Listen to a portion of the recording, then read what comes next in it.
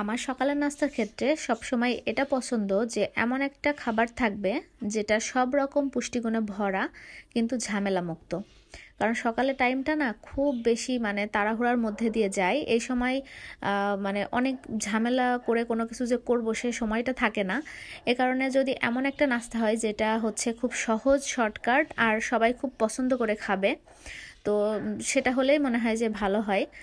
তো এখানে আমি সেরকমই একটা নাস্তা আজকের জন্য তৈরি করে নিচ্ছিলাম। এটা আমার বাসার সবাই খুব পছন্দ করে, ইভেন আমার ছেলে খুব মজা করে খায়, তো মূলত ওর জন্যই তৈরি করছিলাম।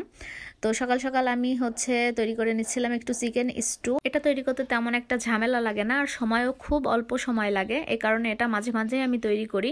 তো এখানে ভিডিওতে তো দেখছেন কিভাবে কি করতেছি। একটুখানি বাটার দিয়ে ওর মধ্যে চিকেন দিলাম আর সব কিছু এখানে কাটা মশলা, শুধু আদা আর রসুনটা আমি একটুখানি বাটা ব্যবহার করেছি। তো সব কিছু তেলের মানে তেল দিলেও এখানে হবে, আমি এখানে বাটার ব্যবহার করেছিলাম। তো সব কিছু ভালো করে ভেজে নিলাম, নেয়ার পর হচ্ছে সবজিগুলোও দিচ্ছি, দেওয়ার পর ভালো করে ভেজে নিলাম। নেয়ার পর যতটুকু পরিমাণ আর কি স্যুপ আমি করতে চাই সেই অনুযায়ী পানি দিয়ে বসাই দিলাম। 2 থেকে 3টা সিটি দিলেই কিন্তু আমার খাবারটা রেডি হয়ে যাবে।